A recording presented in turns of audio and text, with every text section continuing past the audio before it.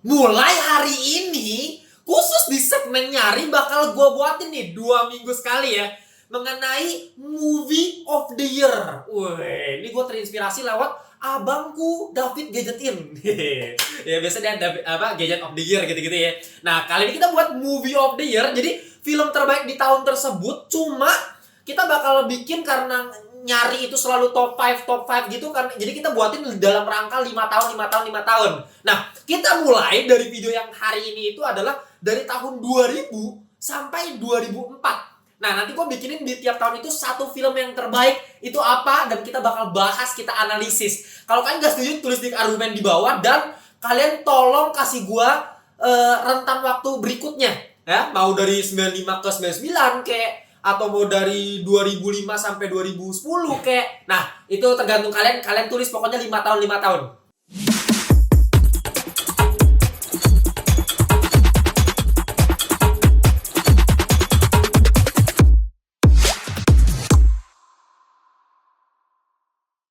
Welcome back to Ngelantur Indonesia, Skui Nonton Skip Blow On. Jangan lupa kalian semua ya. Oke, kembali lagi di segmen nyari Ngelantur Rekomendasi. Pengen kasih tau ke kalian, buat kalian yang kere ya, dari kemarin kan ngakunya kere ya tuh, miskin gitu, kaum miskin gitu ya. Kalau kalian ngakunya miskin, yang bilang, bang, aduh kayaknya gue gak bisa nonton di bioskop bang, terlalu mahal, gue gak bisa beli Netflix apa-apa. Ya udah nih ya, kalian tinggal cek ya di link di deskripsi box gue udah sediain tuh, itu link FitNow nih, ini aplikasi keren ya, daripada lu nonton di situs bajakan kagak jelas gitu ya, mending di FitNow aja ya, langsung cek nih di link yang gue taruh di bawah, oke?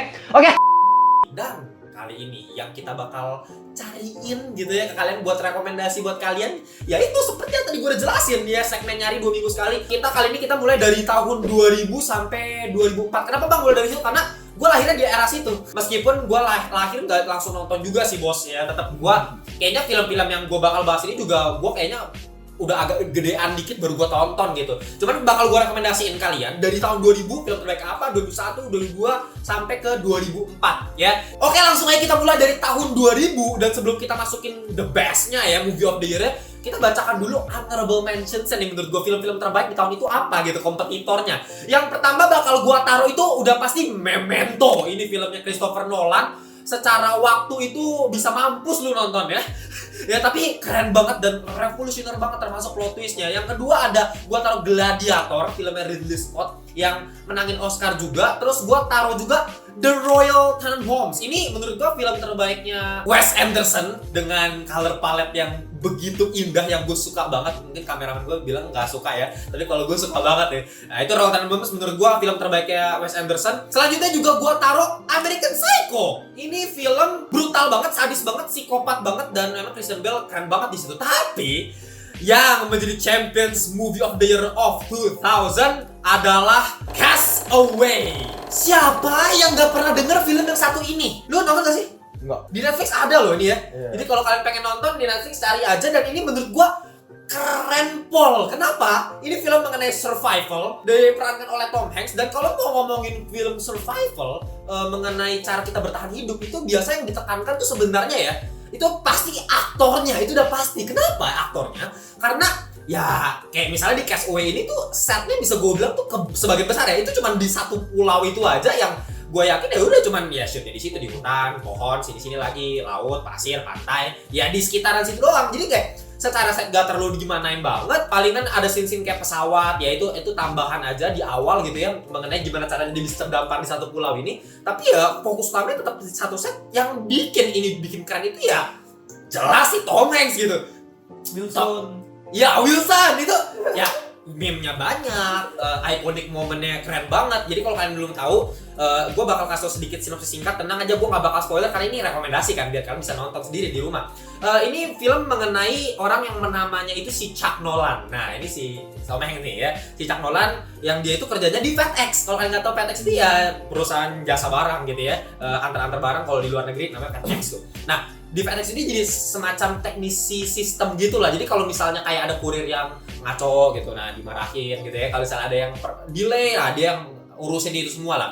Nah dia di sini diceritakan punya satu pacar gitu ya, namanya si Kelly, dan dia udah bertahun-tahun kalau nggak salah tuh dia udah ngerencanain mau wedding gitu, tapi ditunda-tunda terus karena kerjaannya diumpuk. Sampai satu ketika pas di malam Natal tuh udah mau wedding nih, tapi ditunda lagi gara-gara dia harus pergi ke satu tempat gitu ya. Pas dia naik pesawat, jatuh lah pesawatnya, dan ya disitulah kita mulai survival gamenya.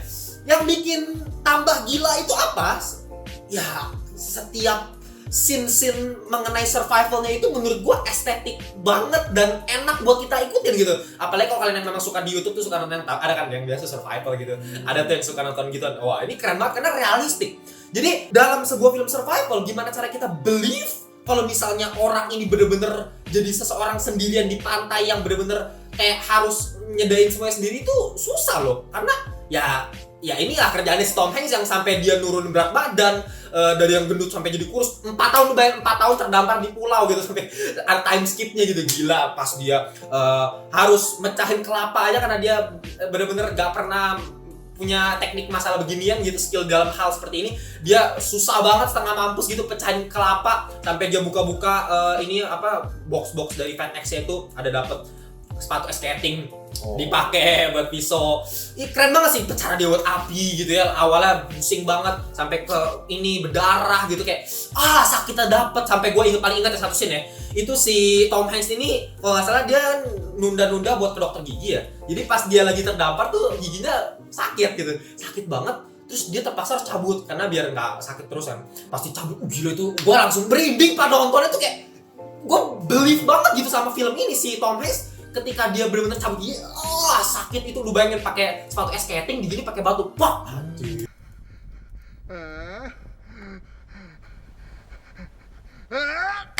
Jadi sebenarnya film ini tuh intinya bukan cuma sekedar survival, tapi lebih ke hubungan dia sama pacarnya si Kelly. Gimana caranya dia bisa survive? Dia itu selalu inget sama pacar yang ini. Gimana caranya dia mau menikah nanti gitu. Jadi dia selalu pasang fotonya kalau mau tidur malam. Jadi itu jadi alasan utama kenapa dia mau survive gitu, kenapa dia mau bertahan, padahal dia udah mau bunuh diri beberapa kali gitu. Sampai akhirnya dia diselamatin, berhasil gitu dengan tragedi Wilson segala ya. Wilson itu kan kalau kalian tahu bola voli itu yang dia temuin dari paket terus dicap berdarah itu kan di gambar muka jadi temennya dia karena dia benar-benar lonely gitu kan di pulau, biar nggak gila kasih Wilson gitu. Sampai dia hilang, tragedi itu unik dengan lagunya si Alan Silvestri ya. Alan Silvestri mah nggak pernah mengecewakan ya, gila lagu-lagunya keren banget. Ketika Wilson itu menjauh gitu di laut gitu, dramatisnya dapet.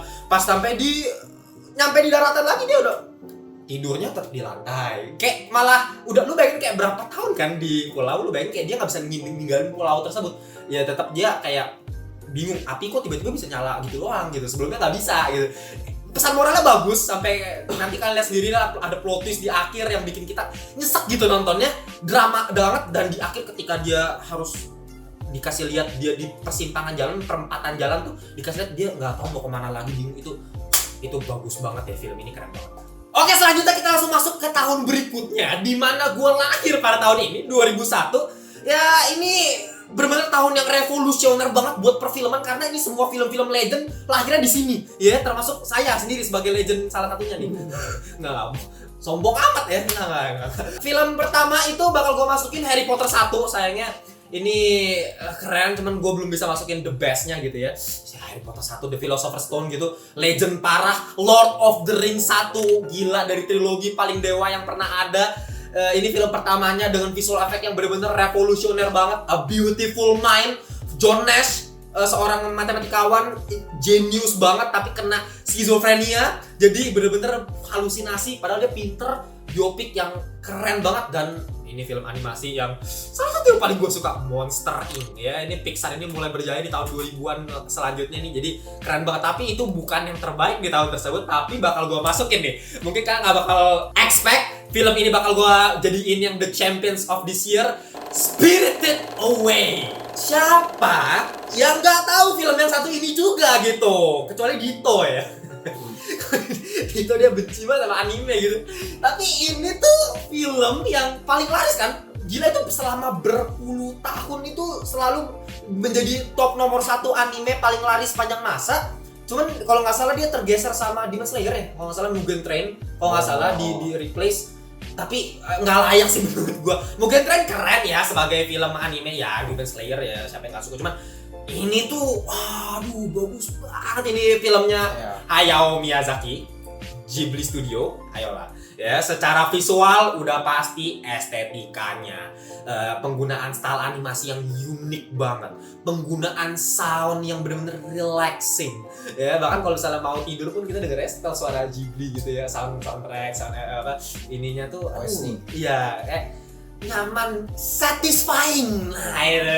Jadi kayak enak selain makanannya terutama ya. Jadi kalau buat ada yang belum tahu cerita mengenai ini, yang belum pernah nonton, gue kasih sinopsis singkatnya aja. Ya ini menceritakan seseorang bernama Chihiro, ya, seorang gadis berumur 10 tahun yang lagi jalan-jalan sama keluarganya, tapi dia malah ke tempat lain gitu ya, tersesat gitu ya, ke tempat lain yang kayak semacam bunyi kayak pasar yang sepi banget, yang nggak ada orang sama sekali gitu. Terus kayak ketemu satu kedai yang isinya tuh ada makanan bener-bener masih fresh, masih hangat, dan gitu wah, secara animasinya nikmat banget ya, kayak gua langsung pengen makan tuh. Terus langsung bokap menyokapnya langsung makan lahap gitu, rakus gitu ya. Tiba-tiba jadi babi, bos. Ya kan, lu nonton kan? Spirit Away siapa? Ayolah, masa kan nonton. Spirit Away itu ya itu jadi babi, dan itulah awal permasalahannya. Jadi ketika orang tua jadi babi, ternyata si Chihiro ini udah mendapatkan dirinya itu udah termasuk ke dalam dunia roh gitu ya, dalam dunia spirit gitu. Dia ketemu sama cowok Haku gitu ya, terus dia ya akhirnya demi untuk membebaskan orang tuanya supaya nggak jadi babi lagi ya, dia harus kerja gitu ya sama orang yang namanya Yubaba, nenek-nenek yang ngeri itu ya, secara muka ya itu ilustrasinya keren banget ya. Kalau buat yang nanya, bang, film Spirit Away itu ya bagus bang secara visual, tapi kenapa bisa ngalahin kayak Lord of the Rings atau Harry Potter gitu? Ya jujur nih, kalau buat gua ini bener-bener kayak anime yang kayak kalau lu compare sama animasi kayak Pixar atau Disney, ini compatible gitu loh. Jujur, kalau mau ngomongin Spirit Away, secara moral ini keren banget, filosofis banget ya. Kalau kalian masih bingung udah nonton film ini tapi masih bingung ini sebenarnya tentang apa sih ya, Yubaba itu kalau kalian perhatiin ya, lihat istananya dia, ornamen-ornamen itu ornamen barat semua ya, Eropa gitu ya. Sedangkan kalau Chihiro itu Jepang ya, yang harusnya budaya Jepang itu kan minimalistik, di-compare sama budaya barat yang hedonistik, kapitalismenya lagi tinggi-tingginya gila gitu ya. Nah ini nih si Hayao Miyazaki itu mau kritik gitu loh mengenai budaya barat yang udah ngaco nih. Kalau ya Jepang kan minimalistik gitu. Nah ini di-comparable dengan sosok villain yang seperti ini, protagonis yang seperti ini gitu. Semua penggambarannya cantik. Setiap spiritnya, kayak ada satu spirit yang sering dijadiin apa tuh cosplay ya, si No-Face ya. Nah ya ini si No-Face nih. Nah ini ya kan kalau kalian bisa perhatiin di film itu dia suka makan apapun, wah dirakus gitu. Ya itu menambahkan kerakusan manusia gitu. Jadi secara visual cantik, secara moral juga cantik, musiknya cantik juga. Gila kan, Spirit Away semuanya sih. Ya kalau lu ini mungkin ini hot takes ya, mungkin kalian bakal nggak setuju sama gua. Mungkin kalian bilang film animasi anime terbaik. Ada yang bilang Your Name lah, bodoh amat lu mau bilang apa, Demon Slayer gitu, Naruto The Last. Nah ini bro, Spirit Away kalau buat gua ini Spirit Away is number 1 anime movie of all time kalau buat gua. Oke, lanjut lagi di tahun berikutnya di 2002. Film-film yang terbaik menurut gua nomor 1 pasti gua masukin film yang satu ini, Spider-Man 1 bos. Ini film yang revolusioner bagi genre superhero, film-film superhero MCU sekarang tuh semuanya bisa karena ya ini basic awalnya tuh dari film satu ini, dari Sam Raimi yang bener-bener secara visual, secara cerita, penggambaran Spider-Man-nya keren banget. Tobey Maguire, I love you. Ya selanjutnya gua taruh Lord of the Rings 2 lagi-lagi nih ya. Ya semua Lord of the Rings harus dimasukin sih, kan emang trilogi ini dewa semua filmnya. Selanjutnya bakal gue masukin Catch Me If You Can, film Steven Spielberg, nggak pernah salah bos. Leonardo DiCaprio, Tom Hanks kalau digabungin menimbulkan kombinasi kucing tikus yang sangat-sangat mantap di film ini. Gak lupa aku juga masukin Gangs of New York. Ini mungkin jarang ada yang tahu tapi ini filmnya Martin Scorsese, jadi ya wajib lah Martin Scorsese, masa nggak dimasukin, filmnya keren gitu. Dan langsung kita masuk The Champions of 2002, yaitu The Pianist. Ya mungkin banyak di antara kalian yang gak pernah denger film yang satu ini, bahkan gue juga gak pernah lihat ya. Denger pun gak pernah ya? Enggak. Ya ini memang film yang dark ya, karena ini mengambil peristiwa Holocaust ya, pembantaian umat Yahudi oleh si Hitler bangsat itu. Ya di film ini digambarkan dengan luar biasa, realistik banget. Jadi ini film diambil dari sebuah buku autobiografinya si Spielman ini ya. Nah, Spielman ini jadi karakter utamanya nih, orang yang ini. Dan dia memang jago main piano. Nanti kalau kalian lihat perhatiin tuh, dia memang dari awal tukang main piano di radio-radio gitu ya. Tapi karena invasi Jerman ke Polandia, nah dia kena dampak ya Pak sama keluarga karena dia tinggalnya di Polandia, yaitu di ibu kotanya namanya Warsaw kalau kalian nggak tahu ibu kota Polandia gitu ya. Nah diinvasi sama Nazi sama Jerman, ya dia di sini kerjaannya apa ya survive gitu ya. Ini sebenarnya bisa dibilang film survival tapi super duper dramatik dan menambah kesan biopik gitu loh. Mungkin kalau kayak misalnya Castaway tadi ya itu kan benar-benar buatan banget ya, meskipun setiap survival yang dilakukan oleh si Tom Hanks itu benar-benar believable, tapi setiap scene-nya itu emang didasari fiksi gitu ya, shot kameranya gitu, pergerakannya itu benar-benar kelihatannya kayak fantasi lah ya, fiksi lah. Tapi kalau ini lu kayak nonton dokumenter beneran Pak.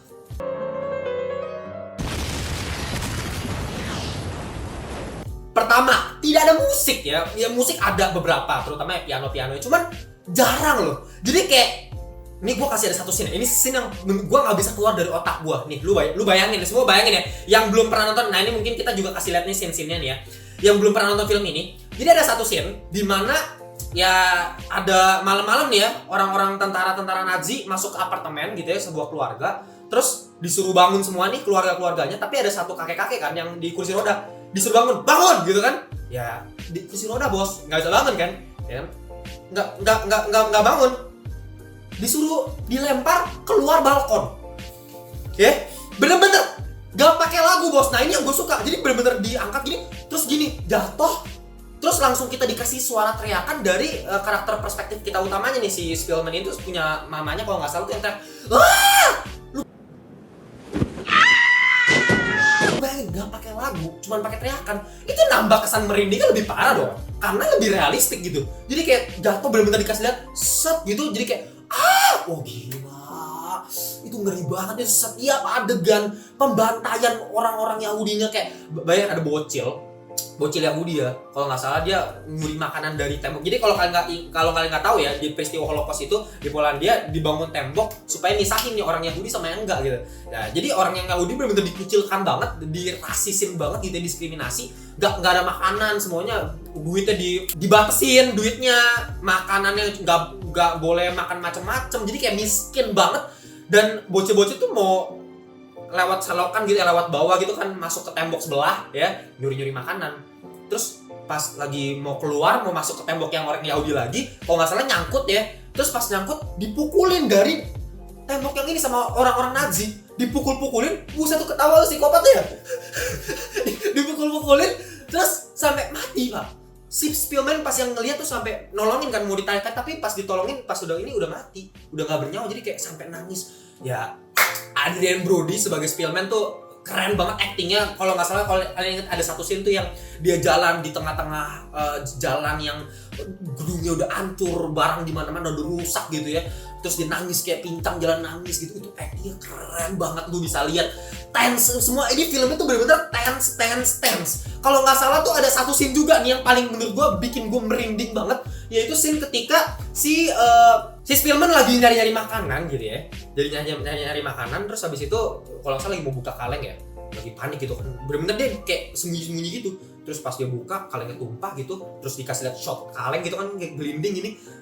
Shot, terus naik ke atas, ada sepatu di bawah. Anjing, orang Nazi. Gila itu lu gak pakai lagu, ngerti gak? Jadi lu kayak gak tahu bakal kayak gimana arah filmnya. Lu bakal kaget. Ada ketika dia lagi mau sama keluarga, lagi mau pergi naik kereta, disuruh naik kereta kan, dipaksa kan, padahal itu mau ke pembantaian tuh. Terus dia diselamatin sama teman. Jadi ini bisa dibilang survivalnya dia dan hoki-hokian dia gitu. Bener-bener hoki banget sepanjang film ini. Diselamatin lah, inilah. Terus kalau gak salah ada satu scene yang bener-bener dramatiknya parah lagi tuh, ketika dia itu udah berhasil survive gitu ya, semuanya udah aman dan Polandia udah merdeka gitu ya, dengan lagu kemerdekaan Polandia udah aman gitu, tanpa lagu, seneng. Dia keluar karena dia sempet, nah ini nih ya, ini yang gue tadi ceritain tuh, jenderal yang dari sepatu itu ternyata jenderal ini. Untungnya nih hoki-hokiannya lagi ya, ini jenderalnya baik gitu, dia sempet minta dia main piano, terus dia nggak ditangkap sama si jenderal ini. Tapi pas si jenderal ini kasih mantel Nazinya ke dia, karena kasihan kan kedinginan kan. Jadi pas dia keluar kemerdekaan Polandia dia pakai mantel orang Nazi gitu ya. Pas dia mau peluk ada cewek tuh, dia mau peluk, weh udah mau happy kan. Lu bayangin situasi itu udah happy, kemerdekaan Polandia mau peluk, terus diteriakin sama ceweknya, Nazi, karena dia pakai mantelnya si ini. Tuh lu bayangin dari situasi yang happy tiba-tiba langsung orang-orang Polandia langsung tembak bang. Kayak lu bayangin itu film berakhir dengan kematian dia yang udah kayak gitu. Udah Polandia happy, dia udah nggak perlu sembunyi lagi, malah mati dengan hal konyol kayak gitu. Lebih gila, lebih dark lagi. Cuman untungnya ini happy ending ya, terakhir si Spielman nih terakhir main piano di konser gitu ya. Akhirnya dia menjadi seseorang yang seperti dulu lagi. Itu filmnya bagus banget, dramatik banget, ini gokil banget. Lanjut lagi di tahun 2003. Film terbaik di 2003 itu ada banyak ya. Ini kan keren semua. Finding Nemo udah gue selalu bilang. Ini film Pixar yang benar-benar revolusioner, parah banget. Lost in Translation, Pirates of the Caribbean, jangan lupa juga. Siapa yang nggak tahu franchise bajak laut yang satu ini sampai di money milking terus-terusan, sampai kemarin kabarnya Margot Robbie mau dijadiin karakter utama yang kagak jelas ya. Please jangan. Terus ada juga The Matrix 2 ya. Meskipun The Matrix tuh lu bayangin tahun itu 2003 tayang 2 film kalau nggak salah aja. The Matrix 2, The Matrix 3, gila lu The Matrix ya. Cuma ya, film terbaik pada tahun 2003 gua taruh ya Lord of the Rings 3 lah bos. Gila lu. Ya, Lord of the Rings Returns of the King. Gua udah berkali-kali bilang ini trilogi Lord of the Rings itu adalah trilogi terbaik sepanjang masa. Lu mau compare sama apapun gitu. Paling ya mungkin bisa kita compare sama The Godfather kali ya. Cuma kalau mau ngomongin buat kayak all rounded movie gitu ya. Kalau Godfather mungkin lebih ke penikmat film banget gitu ya. Kalau ini tuh kayak ya film perang yang bener-bener 3 film yang tidak ada time skipnya gitu. Jadi film pertama langsung ke film kedua, langsung ke film ketiga. Dan film ketiganya itu bener-bener big tense-nya tuh di film ketiga dengan perang yang visual effect bener-bener beda dari film manapun yang sebelumnya pernah ada gitu. Jadi lu lihat deh make-upnya para makhluk iblis itu gila. Itu kan kalau nggak salah ini menang Oscar berapa banyak ya? Kalau nggak salah Lord of the Rings Returns of the King itu paling banyak kalau nggak salah di tahun itu. Oscar 1, 2, 3 beberapa kategori dimenangkan semua. Secara ceritanya keren, memuncaki klimaks gitu, setiap karakter dikasih development karakter yang dalam banget. Frodo ya si Hobbit itu pemeran utama ya, karakter utama, protagonis utama, tapi dikasih semacam kekurangan yang benar-benar sangat-sangat jelek gitu kekurangannya. Jadi kayak ya real banget, nggak kayak semacam protagonis yang dapat plot armor bla bla bla. Ini benar-benar Frodo ini kayak kalau kalian ingat dia kan yang dikasih megang sama cincinnya itu kan. Nah cincinnya itu kan nge-efek dia tuh dikasih semacam perasaan supaya dia pengen berbuat jahat gitu ya. Nah itu dikasih sampai ke terakhir dia harus buang cincinnya itu ke lava di akhir itu ya. Dia nggak mau buang terakhir kan karena udah terinfeksi sama cincinnya itu ya. Kayak ini karakter utama yang bodoh amat, karakter utama yang penting story-nya gitu loh. Dikasih best friend-nya juga sama si best friend itu yang selalu nyelamatin dia dimanapun itu keren banget. Gandalf juga dikasih development karakter. Ada si Pippin kalau nggak salah tuh ya dikasih pendalaman karakter juga. Setiap karakter seorang ini panglimanya tuh yang benar-benar dia harus jadi raja di akhir, happy ending, perangnya gokil. Gue sih nggak perlu banyak ngomong sih, Lord of the Rings ya dari novel aja udah novel paling dewa gitu. Jadi kita langsung lanjut aja di tahun 2004, ini tahun terakhir. Oke, di tahun 2004 kita langsung masuk di film The Aviator ya. Leonardo DiCaprio pertama kali kombinasi sama Martin Scorsese di film ini deh, The Aviator kalau nggak salah ya. Nanti kalian boleh cek lagi, tulis di komentar kalau gue salah, karena gue cuma manusia yang tidak suka baca data ya. Jadi ya ini seingat gue aja. Terus ada juga film favorit gue di tahun ini ya. Jadi ini bukan yang terbaik, tapi ini favorit gue jelas, definitely gue gak mau debat lagi. Harry Potter and the Prisoner of Azkaban. Anjir, Harry Potter 3 itu kalau bisa gue bilang ya, di antara semua film Harry Potter satu franchise ini yang terbaik buat gue. Harry Potter 3 keren banget dan Emma Watson cantik-cantiknya di film ini bos. Ya, secara cerita memang keren banget. Selanjutnya mungkin gue masukin juga, ini mungkin agak subjektif banget ya, tapi ini film Kristen deh, The Passion of the Christ. Lu tau gak Mel? Lu gak tahu? Kayaknya gak tahu. Ini orang Katolik tapi nggak tahu ini film gimana ya, The Passion of the Christ man. Ya jangan, kalau kalian yang tahu ini film Mel Gibson yang ayolah kalau kalian mungkin ya kalau orang-orang Kristen tahu. ya Nah, lu mungkin nggak tahu lah. Beberapa kali kalau sekolah Kristen tuh ditayangin gitu kan. Iya. Wah, teman-teman gue langsung gak berani lihat karena memang itu itu Yesus Kristus bener-bener dicambuknya, dagingnya copot.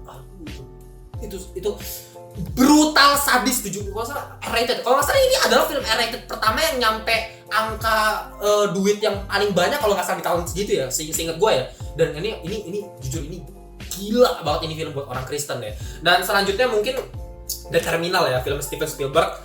Ini film underrated banget. Gue nonton pertama kali pas pelajaran PKN di sekolah karena disuruh mengamati pergerakan politik di situ ya, karena dia ada di satu negara yang mengalami krisis. Jadi dia di bandara tuh terjebak gitu. Tiba-tiba dia nggak punya keluarga negaraan gitu. Ya, jadi di sepanjang film lu cuma ngambil set di bandara dan itu keren banget Steven Spielberg. Gue suka banget, sangat-sangat air mata kemana-mana nonton film ini. Tapi udah jelas ya, gue nggak mau bantah lagi, ini film terbaik di tahun 2004. Udah pasti Spider-Man 2. Ya, karena saya adalah pecinta superhero dan channel ini sering banget ngebahas superhero, jadi kayaknya ini gak usah dibahas banyak-banyak ya. Ini semua orang juga pasti setuju sama gua, meskipun ini perdebatan ya. Banyak yang bilang Spider-Man 1 lebih bagus, banyak yang bilang Spider-Man 2 lebih bagus. Tapi buat gua agak jomplang jujur ya. Spider-Man 2 ini lu mau ambil dari sisi apapun is perfecto, mamma mia, lezzato dari Tobey Maguire, actingnya gokil, penyelamatan orang-orangnya keren banget, scene kereta itu scene terbaik, terikonik superhero sepanjang masa, ketika dia nahan, ketika dia diangkut sama orang, diangkat-angkat gitu di dalam kereta, terus topengnya dicopot kan, ada anak yang kasih tahu, oke, tenang aja, kita gak bakal kasih tahu kamu ke siapa-siapa. Itu lu bayangin, lu udah diselamatin terus lu kayak gitu. Itu indah banget ini film. Sinematografinya, villainnya Dr. Octopus, one of the best villain in the world for superhero movie. Apa kelemahan dari film ini? Nyaris gua nggak tahu. Salah satu film terbaik superhero sepanjang masa. Ditambah ya, kita dapat another layer ketika Spider-Man kehilangan kekuatannya. Ketika kehilangan jati diri ke dokter gitu ya. Aku mimpi aku jadi Spider-Man, padahal lu Spider-Man. Ya, itu keren sih, keren. Bener-bener kompleks ini film dan indah banget. Perfect banget ini, gue suka banget di film ya. Oke, segitu aja ya dari film tahun 2000, 2001, 2002, 2003, 2004. Cukup panjang ya ini video karena memang kita harus ulas satu-satu nih ya, analisis filmnya. Tapi kalau ini pasti perdebatan ya, pasti nggak mungkin sama persis kayak gue listnya. Lu bayangin dari sepanjang film itu kan, tadi dari yang 5 film aja itu kan keren-keren semua kan. Tadi lu bilang, lu lihat aja kayak misalnya tahun 2000, misalnya 2004 tadi. Gila lu, Harry Potter 3 itu kan ada The Terminal, keren-keren gitu yang tadi ya. Ada Lord of the Rings, ada Harry Potter, kan susah juga tuh milihnya tuh ya. Nah, tapi itu list-list yang terbaik dari yang punya gua. Kalau kalian punya pendapat yang beda, langsung tulis di kolom komentar. Jangan lupa follow kita di Instagram, di TikTok, dan kalau kalian pengen join grup WhatsApp komunitas Ngelantur Corps, join lewat link yang gua taruh di bawah biar kita bisa ngobrol-ngobrol seputar perfilman, TV series, dan lain-lainnya. Kalau pengen beli baju official merchandise dari Ngelantur juga nih ya, cek aja nih baju-baju yang udah keren banget gua gambar, gua desain pakai tangan gua sendiri, cek di link gue taruh di bawah di Tokopedia. Oke, gitu aja. Kita kalau kalian pengen nanti untuk selanjutnya ya, kan ini kan 2 minggu sekali nih yang segmen nyari yang tahun terbaik, film terbaik di tahun tersebut. Kalian tulis di kolom komen selanjutnya mau tahun berapa ya, tulis apa 2010, 2014, pokoknya 5 tahun jaraknya ya. Langsung tulis di kolom komentar yang paling baik, nanti langsung gue buatin di 2 minggu setelah ini. Kita jumpa di video berikutnya. Bye bye semuanya.